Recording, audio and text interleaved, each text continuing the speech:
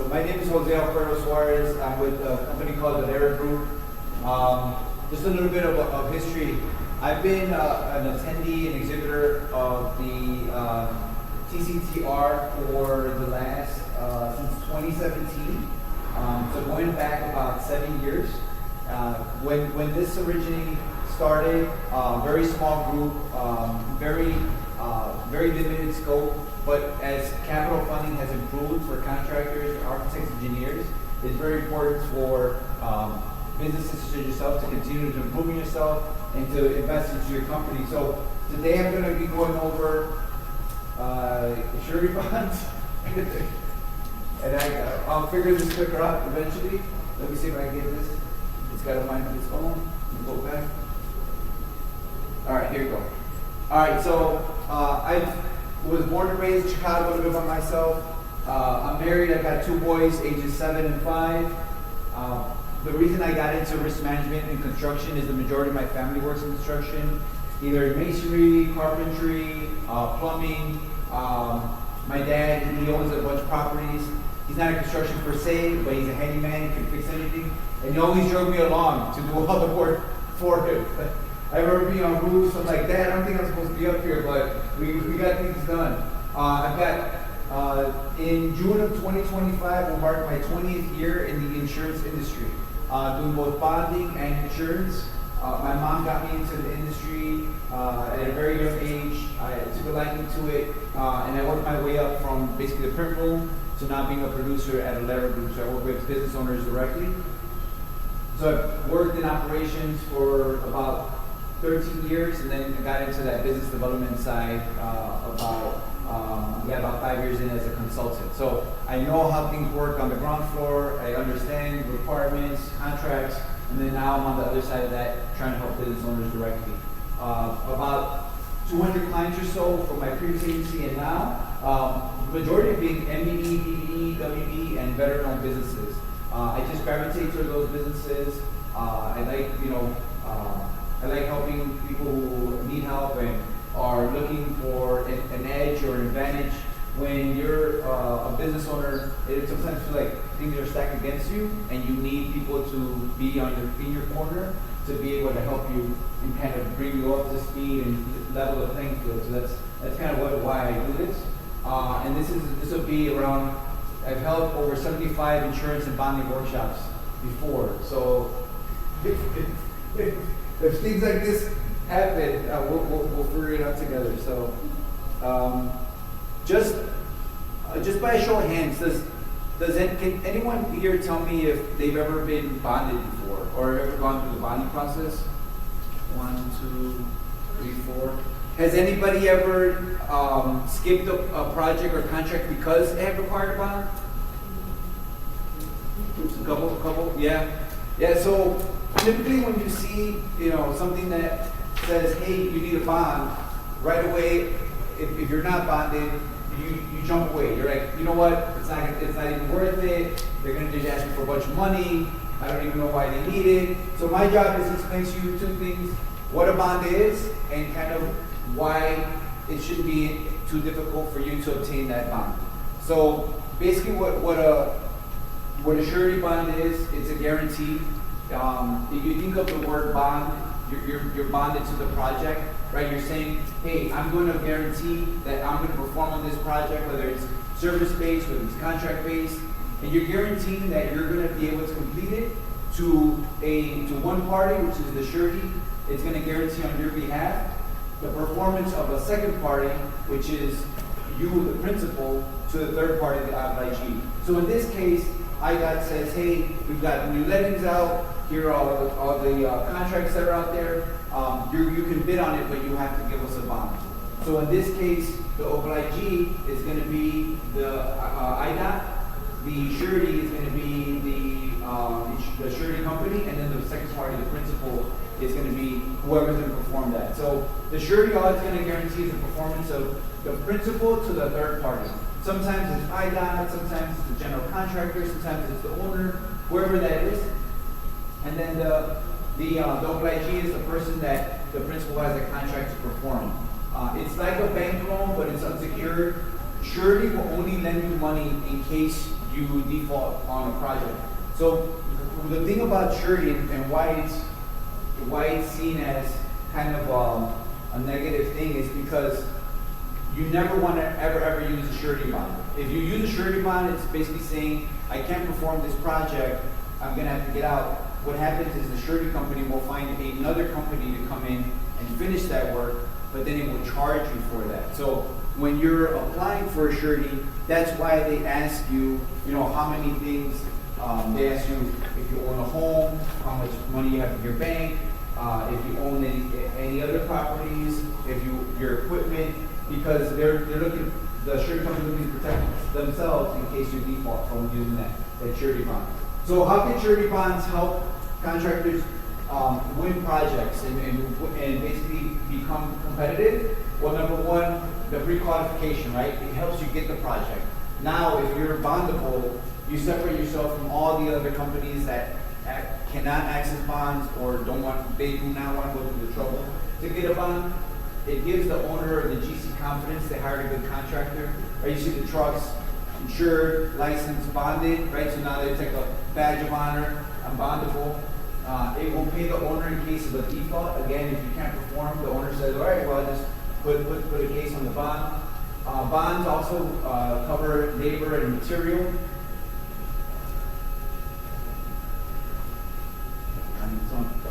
It ensures a lien-free project. It ensures that the project will be built to contract specifications, on time and on budget. This on time and on budget are very, very important, especially when you're doing public contracts like IDOT. Everything is based on the schedule, right? You have a deadline, you have to meet it. So any time that you have to go over or anything that happens, you're putting a threat to that bond. Like I mentioned, it eliminates competition from unbondable contractors. With unsecured credit, it takes place of a cash security deposit. Potentially low cost if you've got so when you apply for a surety bond, they do a couple of things. Number one, they're going to ask for your financials, and they might pull a soft credit, right? A soft credit pull. So if your credit's strong, either personally or for the business, you'll have low cost. If the credit comes back and it's problematic, you've got tax liens, you've got some cash flow issues, then it could potentially be a higher rate that they're going to apply to your surety bond. And then it holds the bonded contractor accountable.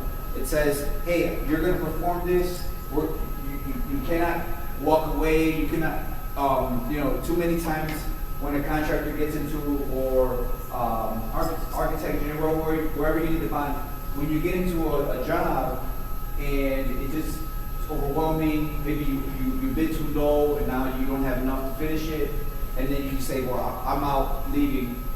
When you have a bond, you pretty much are tied to finish that job. So again, how can a bond hurt you? So I think we mentioned, so people didn't want to even go through the bonding process. This would be the other side of that, right? Potentially high cost. Again, the bond is holding you, accountable to finish that project. The surety company has a duty to the owner, obligee, beneficiary. So the surety company isn't going to be necessarily the protection to protect you. It's going to be in a position to protect whoever you defaulted on. So in this case, the surety company is going to say, okay, let's work together. What do we need to do to make sure this project is complete? And then it'll go after you. So it can land you in litigation or dispute over your performance. The contractor must provide its own attorney to defend the bond company, and then the surety could decide that you're wrong and pay the claim and force you to reimburse it. So again, that is the bad side of surety. But again, if you are in this world, you understand that sometimes bonds and surety bonds are something that you absolutely are going to have to carry in order to scale your company. There's no way around it until either legislation says otherwise. It's just the way that kind of the landscape is. But obviously, working with your team, knowing your numbers, and we'll get into that. What would help protect you once you do get a bond in place. So when you're looking at bonds and you're thinking about, all right, so why is it so difficult to get a bond? It's because you're going to have to go through underwriting. And underwriting is, you think of like some some actuaries in a back room, dark office, tapping away at numbers, coming up with their scenarios, but not really knowing what they do. I've been in insurance for 20 years. I worked at an insurance company called Zurich for about 2 years, and I was an underwriter, and we didn't talk to anybody. It was just like, hey, here's what you can write, here's what you can't write, here are the parameters, they have to hit these certain numbers, right? If they have this score, we'll have criteria. So sometimes when you go to one insurance company, they'll say no, but the next one might have a little bit easier criteria, right? So every time you're going through the bonding experience, just because you've been told no or that it can't be done, it only means that that company can't do it. It doesn't mean that every company is going to say no to you. So it's just about going to the right person, going to the right party, and then presenting your company in the best way. So just to give you an idea of what underwriters think of when they get a bonding opportunity, as far as giving you bonding capabilities, it's what can go wrong if you're working in a new territory, a new owner, unfamiliar type of work. The contract terms are one-sided. There's some pretty high retention terms on there. The project is too short. The project's too long. The project's too long. I'm working with a client now in Chicago. The water reclamation requires the contractor to carry the contract for 3 years, and they weren't able to come up with a bond, so they had to pay a cashier's check in the form of the bond that won't be paid back to them until after the project is done in the 3-year time. So they've got money out there that they could be using in the company, but because they couldn't find a surety company that would accept a multi-year contract, they said, I ran out of time, I had to write a check, and hopefully I get it back. Yeah, so they hold it. The paperwork process is still difficult, and then, as Jerry Maguire says, show me the money, right? The underwriters want to see that you've got capital, that you're able to basically have enough in your bank as a line of credit, that you're able to pay your materials, pay your labor, and so on. Is there somewhere like a website or somewhere that resources that says that these companies write bonds? Is there somewhere where all the names of the companies that write insurance companies that write bonds? Is there somewhere where a company can go and look and say, okay, well that one didn't work, so let's try this one. This one didn't work, so let's try this one. There are websites where you can see the list of all the surety companies that are available. The only issue is that the broker is the kind of the intermediary that would have to go and basically do that work on your behalf. It's similar to insurance where you can get it direct, but it's pretty hard to do that. Only a few markets would do that. And then even if you approach them, they're going to be speaking in a language that you might not even understand when you get that. So again, it's just like, if you wanted to find out what markets you can go, you can always ask your agent, your broker, what markets have you approached? Give me a list of everybody that you've talked to.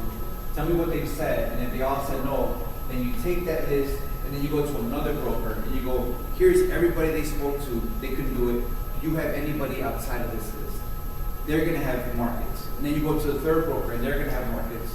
So in all in all, there may be 50 or 60 surety companies, and one given broker maybe has access to 20, 30 at the most. So there's always untapped potential. I've had clients that I could help within another group, and I've had clients who I couldn't help. And I said, we tried everybody. I'm gonna give you all the information. Go, and then I'll give them a contact that I know that I trust, and they go talk to this person. They should be able to help you out. And eventually, somebody's going to be able to do that. So again, what else are they thinking? All right, they're thinking what else can go wrong. Maybe change order is not approved. Maybe there's an issue with subcontractors. There's material overruns. There are labor overruns. You're not getting paid because of owner and GC cash flow problems, weather delays, poor drawings, contractor has inadequate working capital or access to cash. So these are all the things. If you've ever gotten any type of denial for surety bonds, these are some of the reasons why they'll use to say, we're not going to provide you a bond. Now, if there's something here that they use and say, well, this is the reason why, then your job is to say, well, that's not the case. Or here's the situation. Let me explain. And you give that to your broker, and then you have that conversation, that dialogue with the underwriter. They're always pessimistic, but you have to really just change their mindset and get them eager and excited about writing your bond. Once you do get your bond, right, you go through the process. Someone says, hey, you qualify for a bond. There's a couple of things that you can use once you're going through the bidding process that will speed things up as you're looking for contracts. They're called surety pre-qualification letters. So you just go to your surety company and say, hey, can I get a pre-qualification letter? It's basically saying so XYZ construction company is bondable up to $1 million or up to $2 million. You can attach that to your bid, send it out, and when they do need an official bond, they'll know that you're already capable for that amount. It's underwritten like a bid bond or without language, which means you can kind of get out of the bid if it doesn't work out. There's no charge to that, but you have to have a surety program in place. So when it comes to bonds, there's a couple of few ones. If you need a bond for $100,000, $400,000, anything under $1 million, it's pretty a quick, almost like a soft credit pull, sending some financials, your company information, and then you'll get either denied or approved. It's like a credit card, right? But when you start getting into bonds over $1 million, multi-year, $2 million, then it becomes a whole different underwriting process where they're going to look at you from a personal side and then also from a company side standpoint. So your company has, if you're not aware, what most of you probably are, a D&B, Dun & Bradstreet credit history to the company, and then you have your own personal, financial history. So your credit cards and whatnot, as an individual, you've got good credit, but then you step into your company, and then the company's got, bad credit. So you got to make sure that you're taking care of all your vendors, make your payments on time. When you get into, hey, we're going to put you into collections, you take care of your D&B score, because now more than ever, surety companies and insurance companies are really cracking down and making sure that you are good, basically financially. Yeah. Now, I'm going to get into how to increase your bonding capacity if you're already bonded, but just kind of the basics of bonding. Your ability, your bonding capacity is based on what we call the 3 C's. And if you remember this, you'll remember pretty much the gist of what bonding is all about. The first C, wow, this thing's Going fast? You know what? I'll take this deal. The first C would be character. So what is the character of your company? What is the reputation that you have? What are the reviews saying from you? One of the first things that surety company, like underwriters do when they get an opportunity to write something is they go on the company website, right? They start researching, they do their research. What is this company really doing? How long have they been in business, right? I'm going to tell them the story, but they're going to do their due diligence and they're going to check it out. So, what your customers and your clients say about you on the reviews can actually, hold weight. Or even what the industry says about your company. Oh, that's a great company. They're great to work with. I've heard a lot of great things about them, right? On the flip side, right? When we're in construction, so I'm not going to hold back. Oh, they don't finish jobs. They don't pay their bills. They owe me money, right? And that kind of gets around. So what happens if somebody else buys that company? Like, what I'm saying, that that company was not taking care of business and somebody else bought that company. How do you get out of having that bad? So if you have new ownership, you basically you have 2 options. You can either keep the history of the company or you can absolve it into your new company. But if it's new ownership, it's almost like a brand new story. It's an opportunity for you to rewrite what's happened. Yeah, you come into a restaurant under new ownership, like it's so much better, right? So that's kind of the same approach that would happen there.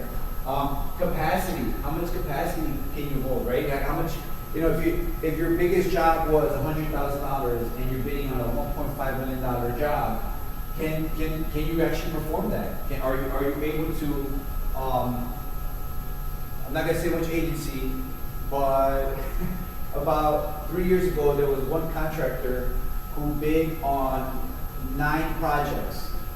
Sounds like And they won 6 out of the 9, right? And they're like, you won. And he's like, you're very excited. But then he realized, like, I've got to perform on all 6 of these. He goes, I can't. I don't even have enough workforce. So he had to relinquish the contracts, and they went out to bid again because of that. So again, what's your capacity, right? Are you biting off more than you chew? You want to be strategic about what you're doing, and you don't want to put yourself in a position where you're vulnerable like that. It hurts your reputation, it hurts your bottom line. And then the third biggest one is capital, right? How much do you really have as far as in your bank account? How much do you have as far as your line of credit?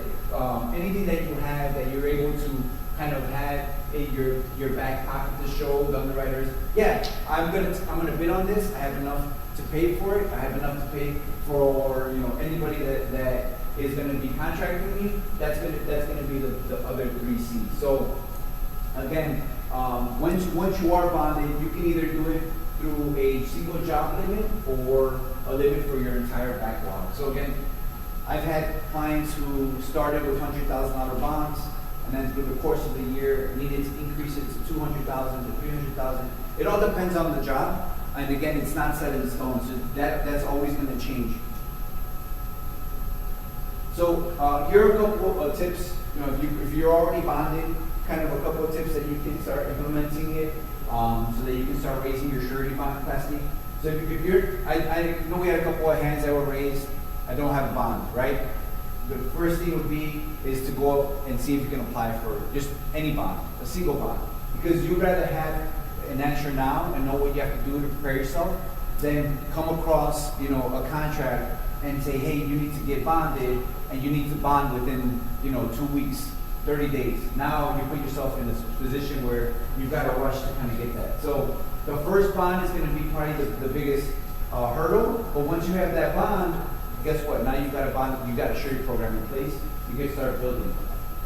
Surety carriers, which is the company, they want to develop a relationship with your company to understand your risk and help you grow.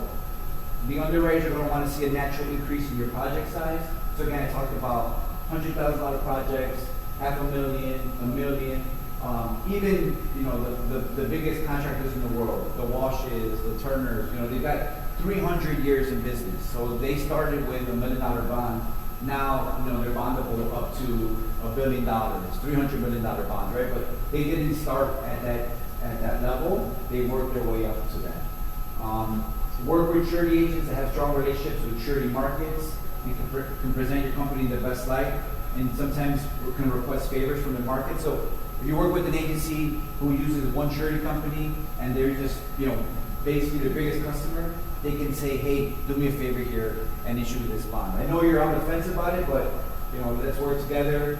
We believe in them. They're going to do great. And then once you start performing on those bonds, the surety company then kind of eases up and you start gaining some capacity. And even the biggest companies also have struggled with bonds. One of my good friends, he owns a general contracting street and road. He has been doing over about $100 million each year. He did a lot of work in Texas, and they had to build out all these rails, and they were building a new airport terminal. He needed a bigger bond. He was at that bond company for 20 years, and the bonding company said, no, that's too big. He goes, but you don't understand. Everything's big in Texas, and they still didn't give him, the bonding capacity. They must have not been able to. They couldn't on their hands, like, no, we're not that big. We can't. Well, the surety company was the biggest surety company player in all the United States, and they had a customer for 20 years, and even always paid their bill. He was telling me, he's like, I always pay my bills, always use my bond company. In that way, can you split it with two companies with 2 bonds, like? You can use it for you can, but in this project, he wanted it for this specific one. And then it became personal, because it was like, you're not gonna give me the bond, even though I've been paying you all this money for all this time, you've been taking care of me, you know I can do my projects, you help me grow. So after 20 years, he left one big name surety company, and he went to another one that said, oh, absolutely, we see your history, we love what you do, we know you're gonna crush it, and he got his bond. And then the company said, you know what, we're not comfortable, and just let him walk away. So at the end of the day, sometimes it's business, and it's business on both sides, right? The surety company is gonna take care of themselves, and then also the business owner has to take care of themselves as well. So just real quick, we talked about surety bonds, how to get them. If you want to take a picture of the slide, I don't know if we give a copy of the slide to people who attend this, but what are you gonna need for your bond? You're gonna need a questionnaire. It's gonna capture some information. They might ask for your prior 3-year financials, account receivables, aging schedule, and a WIP schedule, personal financial statements. If a bank line of credit, copy of the promissory note. If it's for an RFP or a bid, they're going to want to see those documentation so they can see what that amount is going to be, and they're going to want to know the total contract amount that's awarded. So, as a surety broker, we gather this packet, we kind of put it all together, and then we approach our markets. Right? We say, surety company A, B, C, D, E, F, G. Here's all the information. We get back the information, and then whoever gives basically the lowest rate, the best terms, and whoever says yes, right, is going to be who's going to be winning, and obviously going to be the one that can present those bonds for you. When it comes to your actual financials, there's a couple of things. A compilation. You ask your attorney to give you a compilation. Those are accepted for bonds up to $1 million. Just a review of acceptable for bonds up to $10 million, and then an audit is bonds excess of $10 million. So most of the times, if you ask your accountant for just a compilation, you don't necessarily need a review. But if you start getting into the higher space, most of the times the review will pay for itself, because they're going to want to see that your financials were reviewed, they're signed off, somebody's verifying them. So sometimes it's worth the investment if you start getting into bonds that are a little bit larger. So that's surety bonds. That's kind of how to position your company in the best light. Before I go into the insurance piece of this, any questions? All right, so let's say you got $1 million, right? They want you to have a $300,000 bond. I don't want to spend money. That's for my kids. I'm not putting it into business. But they want to see your personal. Mm-hmm. So once you show them the personal, then they're going to come get it if you can't do it. Are you basically putting that up for collateral? Yeah. I mean that's pretty much what you're doing. Yeah. Well, you can So what do you need that that for? identity, right? Yeah. But it's pretty rare. It's rare. Before you get into the whole litigation and all that, they're gonna want to try to resolve what's going on first. So the surety company would say, okay, what's your name? Jose. So okay, Jose, what's going on? What's going on here? Can you not do it? What's the issues? And then they're gonna try to give you some resources to try to work it out. So it's gonna be mediated first, right? So they're gonna say, all right, you both have to come together, you have to work together, what's the issue? They're gonna try to fix the issue before it's not just necessarily, I can't do it, we're suing you, we're taking all your stuff, right? Let's say you perform 75% of the work and you only have a little bit left. They're only gonna come after whatever that part that's left, still, kind of undone, right? And then there's always disputes where you get an attorney, and let's say they are in the wrong, right? And then your attorney fights and you end up, winning in court, then necessarily you're not entitled. But, worst case scenario, we're talking about, because bonds can go up to $100 million, go up to $200 million. So you imagine, bonding something for $200 million not being able to perform, right? That can put a company right out of business. And it's happened. Construction companies go out of business all the time, and sometimes it's for the surety bond, sometimes it's just for not getting paid, right? So it's just another kind of hurdle that you have to kind of jump over. But as long as you're performing, as long as you're doing the right thing, and you're partnering with people that you know and trust, and you know are pay you, they're going to work with you. And most of the times, if it's not a public entity like IDOT, and you got a good relationship with like a GC, right? They're going to be like, I know your bond. You don't even have to show me your bond. Like, I know you can do it. You've done this project plenty of times. Don't even show me anything. Like, we'll let you kind of slide. Okay, so then let's say the same scenario I gave you, 300,000, you have it, don't want to use it, then why get a bond? Why give someone else money if they're just gonna come and take your money if you can't do it anyway? So in other words, why not put my, if you're gonna hold my money collateral, why? We got to take you to Springfield so you could lobby with the rest of the contractors that are saying the same thing. So it's a state mandate to have surety bonds. So they're going to say, hey, this is a bondable project. You need to have a surety bond, or you cannot perform on it. Now you have a choice, saying, all right, well, I'm not bidding on it because it needs a bond, right?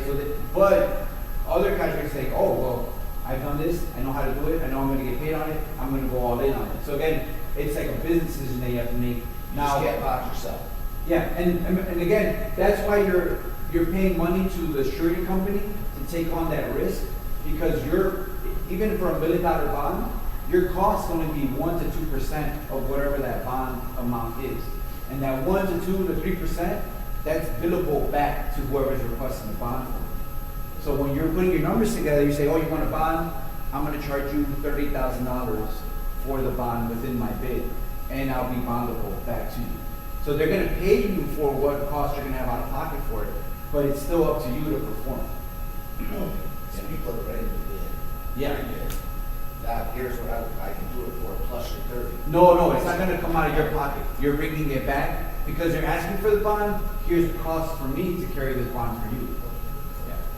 So again, you got to dance with the devil. All right, so a little bit about kind of insurance and why insurance is good in kind of winning contracts and putting money back into your pocket, right?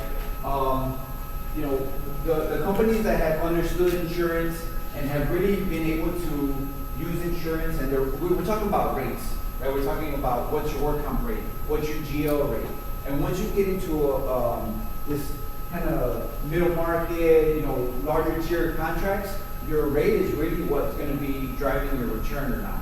What your cost is going to be. So companies that discovered how to unlock the lowest insurance costs have a huge competitive advantage when it comes to bidding, because they're going to be able to set their numbers a lot lower than companies that are kind of paying on the high side for that. So lowering your insurance costs means more money in your company's pocket, which is important given the current issues as inflation and the downturn in the market, right? The lack of contracts that are out there. So in order to make a great profit, you have to know your numbers. You have to understand your general liability rates, your auto per unit costs, and your workers' compensation rate. So that when you're bidding, you're able to recoup those costs and then turn those into a profit.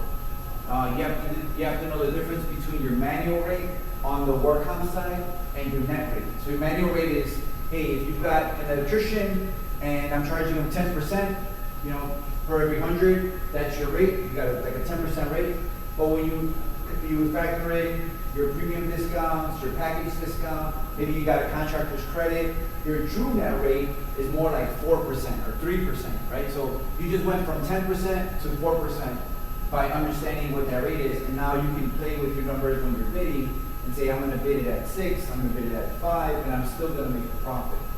You have to understand your safety program and the risk transfer tools, because as competitive as your rates are going to be and your premiums are when it comes to insurance, if you start having claims and you start kind of using up your insurance, you're going to start seeing increases upon the renewal.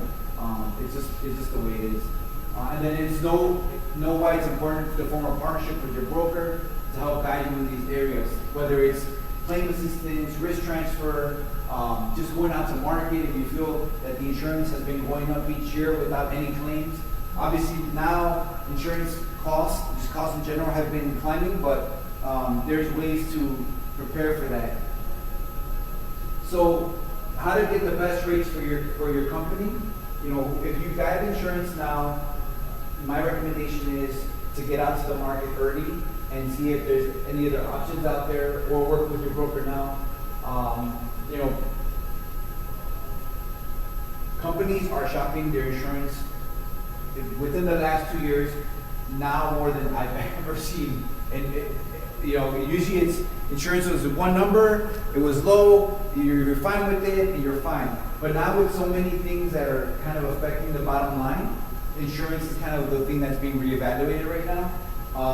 So what that means is that underwriters are getting slammed with submissions. Like imagine you're sitting at this desk and you have 200 files like, we want quotes. And they send them on your desk, right? Now you gotta go through them all. Some quotes just have, you know, the company name and the loss runs. And they're gonna be like, what? I don't even know what this company does. Next one. They're gonna decline. Then they're gonna come across a submission from a broker that's gonna say, here's a company snapshot. You know, here's what they do on operations. Here's the experience of management. Here's what they do for safety and risk management. Here's an overview of the loss history. Here's an explanation of the losses, right? So it's gonna give you a real good picture.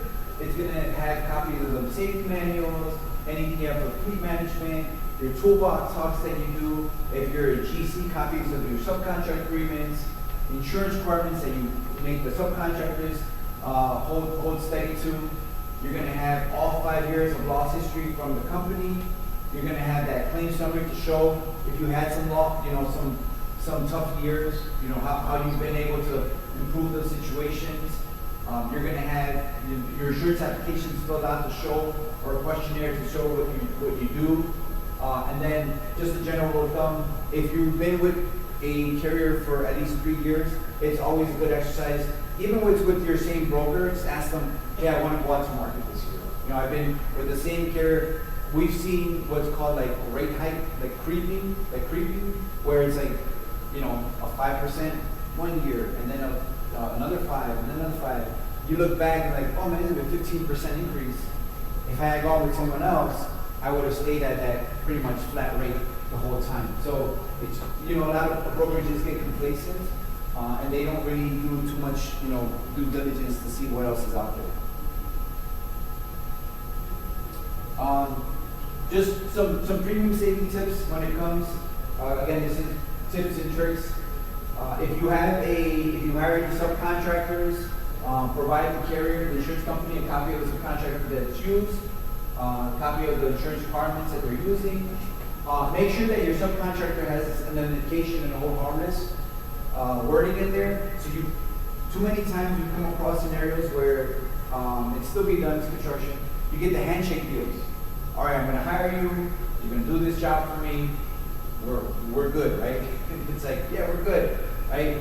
Nothing's in writing as far as how much you're going to pay them, when it's going to get paid, you know, who's at fault if they do something, right? But as a GC or whoever is hiring the sub, at the end of the day, if the sub creates some sort of accident, loss, or anything like that, it's always going to come back to the GC unless you have that subcontractor agreement that can kind of transfer the risk. If you don't have a subcontract agreement, let me know. I'll send you some templates that we have. You can tweak those. You can hire an attorney to help you modify those. Make sure you're receiving credits for your clean loss history and your risk management controls are in place. Be proactive to solve customer complaints. Remember we talked about how underwriters like to review companies and see what they're doing. So they're going to kind of Google you and see what Yelp is saying, what Google is saying, and be proactive on those complaints and resolve them. You know, as your broker, reach out to more than one insurance company. And if your insurance costs are approaching over $150,000 in annual costs, you can start looking at other different financing options, right? There's something called captive insurance, where you get grouped into a pool where you actually get up to 65% of your premium returned to you if you have a good clean loss history. You have really high loss sensitive programs, which means you're basically carrying a really, really high deductible, but if you have no claims, your premium is almost, you know, rock bottom. So again, you're looking at how to bring your rates down. There's different ways to do it. And the more that you're paying in insurance, the more options that you'll have as you grow, you know, your company. So, you know, you have this has been a really hot insurance model, but you eventually have to approach it. And all of the bigger players are getting into captive just because they realize if I'm a best in class company and I'm not paying any losses and I'm under, let's say, 20% loss ratio, which means I'm paying less than 20%, I'm paying more premiums than the insurance company is paying losses.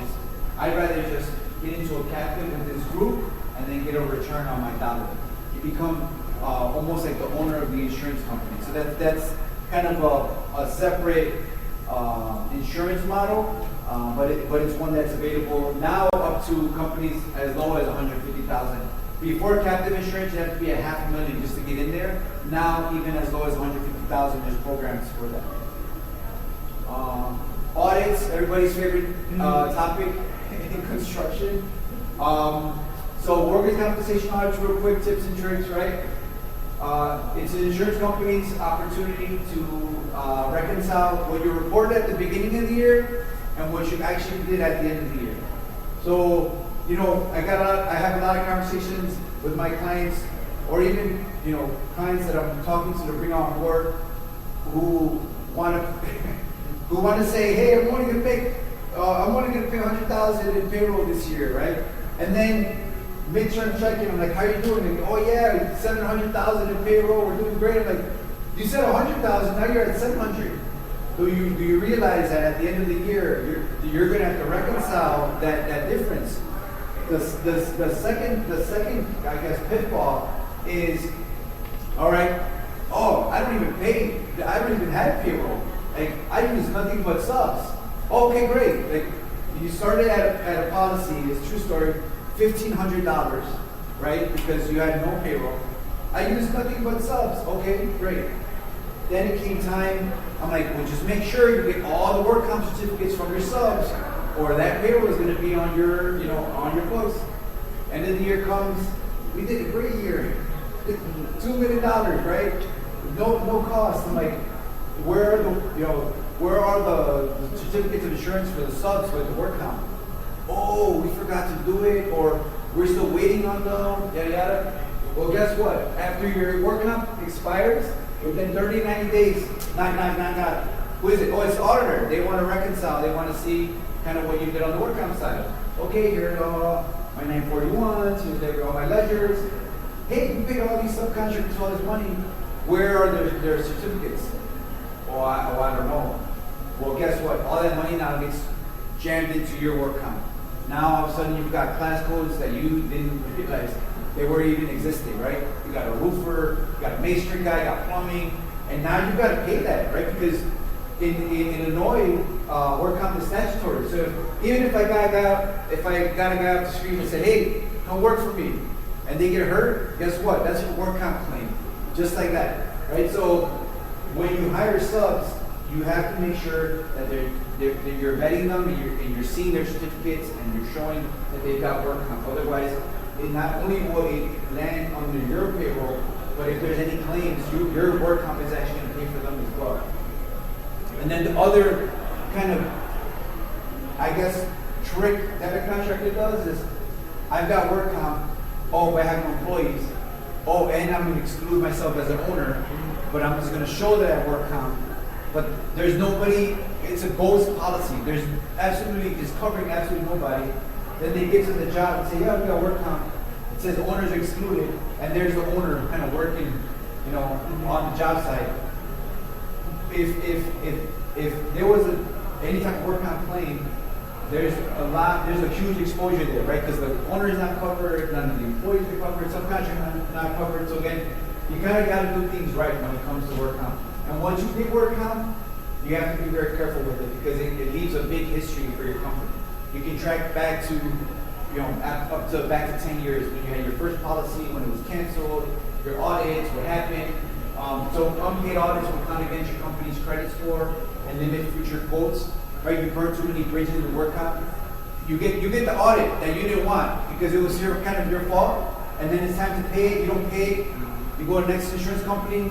Well, those companies talk, so they're like, well, they owe this audit from over here. I had one fire sprinkler company we had an amazing quote for them. It was a company, an insurance company that specialized in fireproofing or sprinkler, fire protection. You know, they would have saved a ton of money.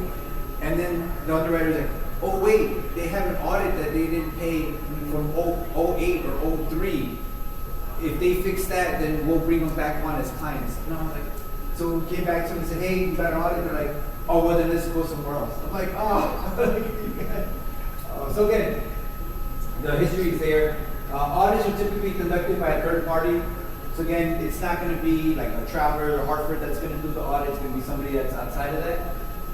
And you got to treat your auditor nice, right? Because they're not working for the insurance company. They're just trying to do their job. And if you're nice to them, they might give you some tips. They might help you. I've had too many contractors that are like, oh, I hate the auditor, you know, the worst. We schedule for this day, they don't show up.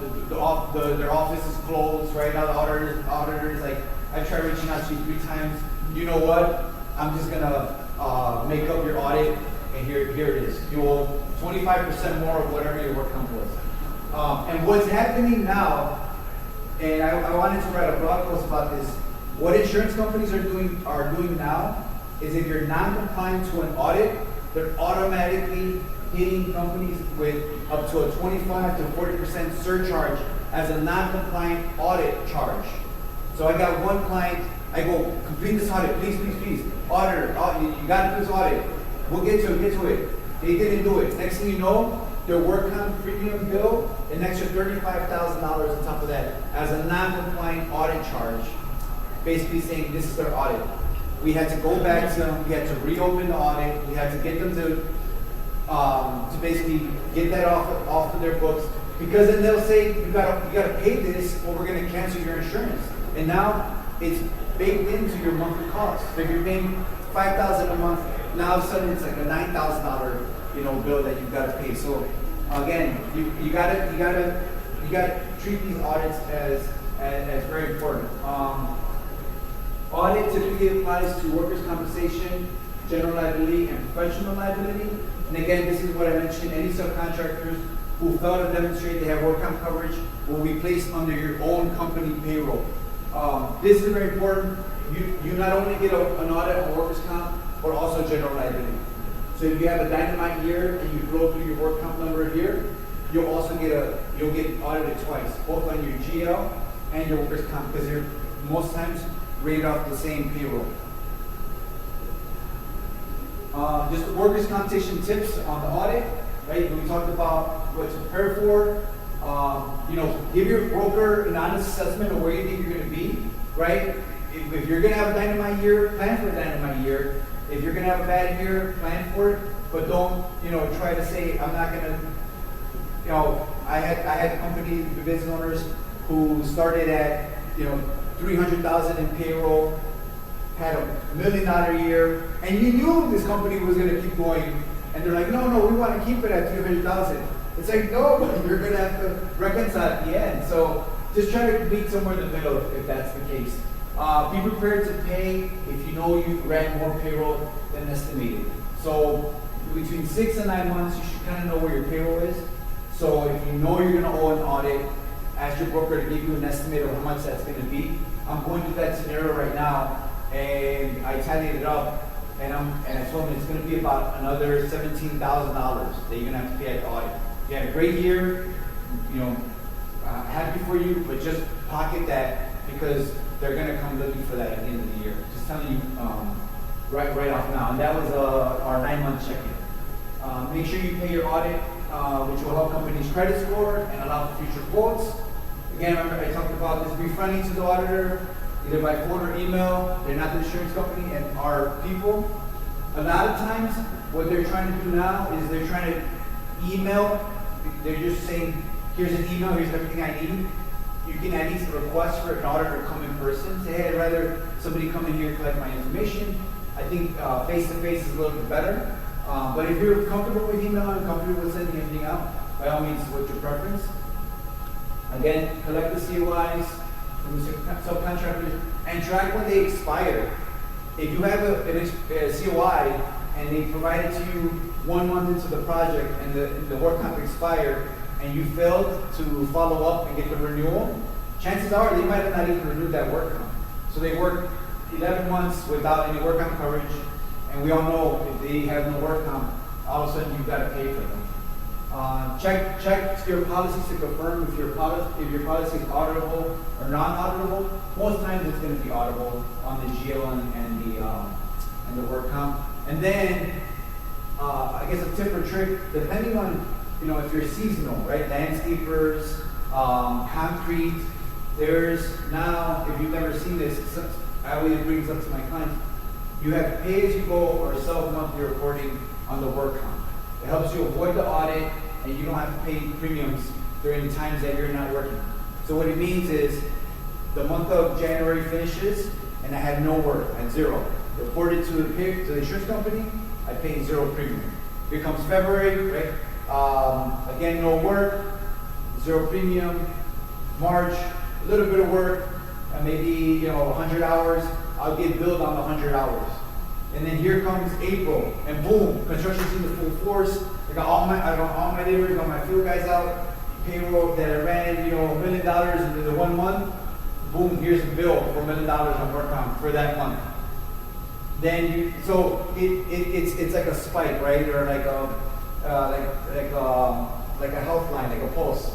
So if you think that this is the best course of action for you, you can always ask your broker to set you up on a pay-as-you-go, or it's called monthly self-reporting. A lot of carriers are doing it now. It helps alleviate. What the real benefit of this is when the year is over and they do the audit, you're basically going to be paying maybe $100 for any extra taxes and fees, but there is no audit. There's no reconciliation of your payroll, because what you reported was actual each month. So it eliminates that completely.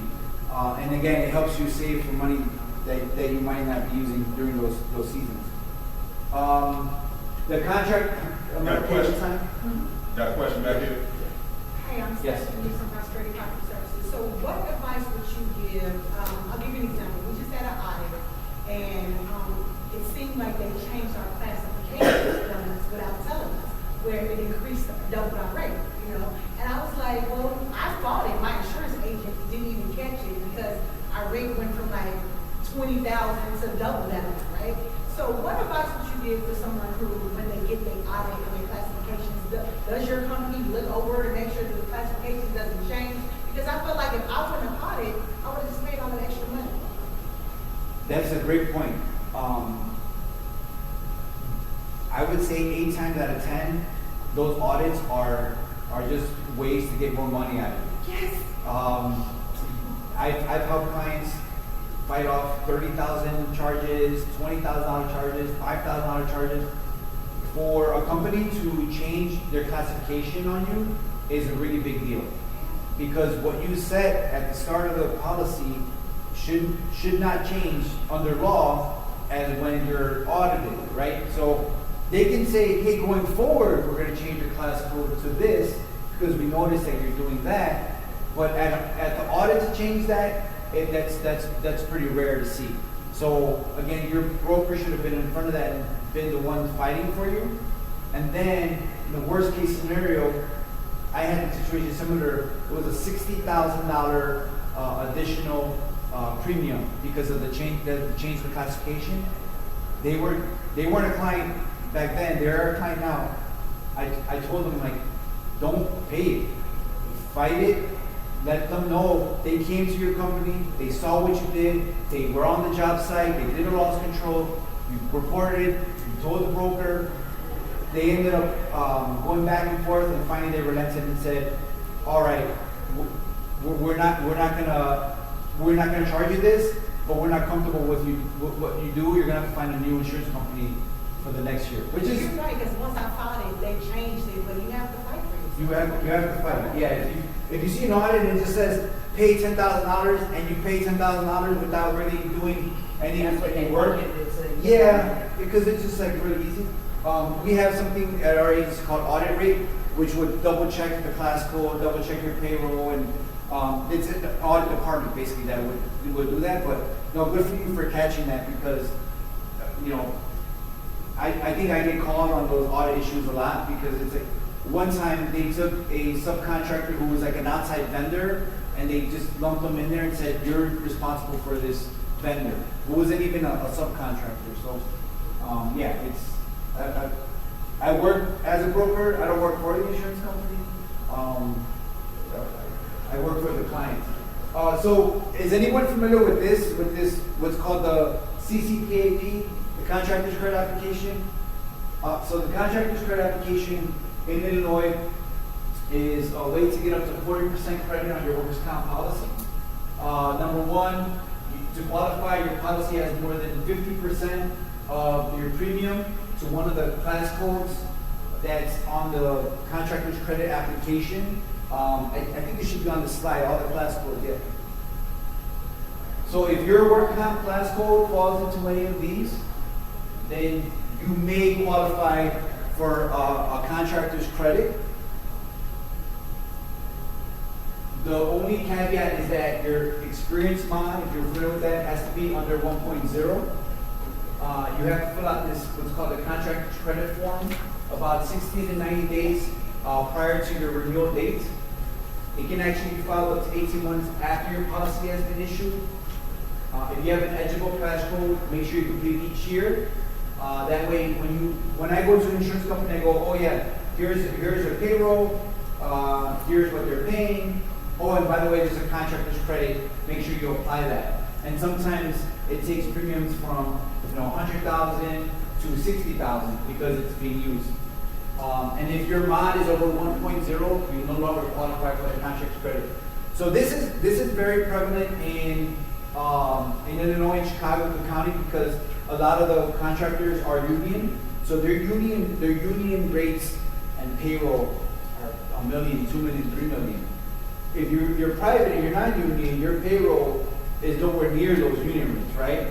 So they create a contractor's credit so that they can level the playing field of what they're paying and bring that down. But they still have to make sure that they follow a couple of rules. So again, here are the class codes, carpentry, concrete, anything you can think of, telecommunications, electrical, all these class codes are in there, right? So basically what would happen is it comes up as, so this is a client of ours. Their original payroll was $2 million clerical, $3 million electrical wiring, salesperson vending at about an 8% rate. Their manual premium, after you add in the waiver certification, all the limits, yada yada, they were at $254,000 that they were paying in work comp. But then here's their experience mod, right? Great mod, 0.78. That took away $55,000 from their overall bottom line. And here's their contractor's credit, right? They applied for, they got 33%.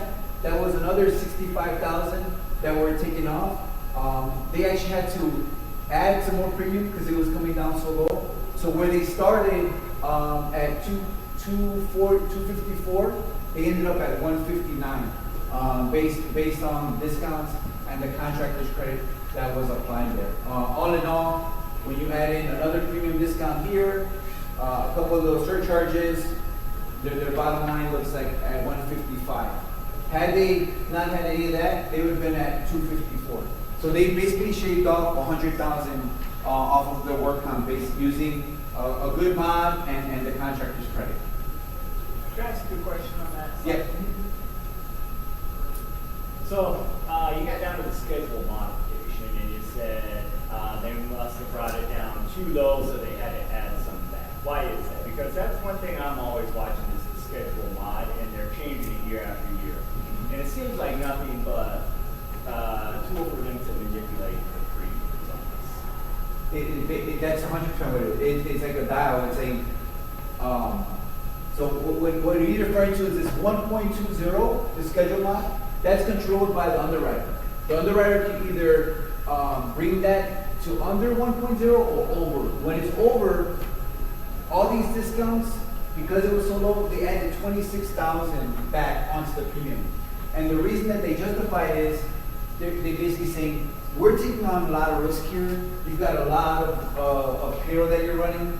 this is the premium that we feel comfortable at to provide you the insurance. You know, again, this can be negotiable, right? You really beat them up, you can kind of bring this down a little bit, but they're always gonna add some. And the reason being, let's say they didn't have a contractor's credit or a mod, right? They'll use this to actually create these discounts here. Yeah. So, again, in this case, I've had underwriters call me, hey, you know what? They're coming in for contractor's credit, the mod's coming down, we already gave them a crazy discount, just letting you know that the premium is gonna stay more or less where it is, no matter if they get the contractor's credit or not. And I'm like, well, thanks for letting me know. Hey, underwriter number 2, we got a new opportunity here. They've got, you know, so you kind of have that conversation, and it could be that they really gave you the best deal. That's where they feel comfortable, and they're gonna use that to kind of get them in that spot. Two more? All right. We talked about the mod, kind of what it looks like. Against your modification rating is where you're going to be able to tell how good you are from your work comp. It's looked at in a 3-year interval. So whatever policy period you're in doesn't count. It looks like your last 3 years. So if you had losses within the last 3 years, you'll start seeing your mod go up. If you had no losses, that's when the mod starts going down. This could be kind of a presentation on its own. So if you have any questions, I can kind of dive deeper in this one. This is claims. I don't know if we got enough to go through here. This is how to leverage the DB certification. These are the goals. And again, can I share this slide with everybody here? Okay. I just want to get to kind of the last areas, right? So we went over the premium saving tips, you know, how to work with the bonds. You know, where your agent should be able to help you on the bonding side. You know, you shouldn't be able to really using too much collateral.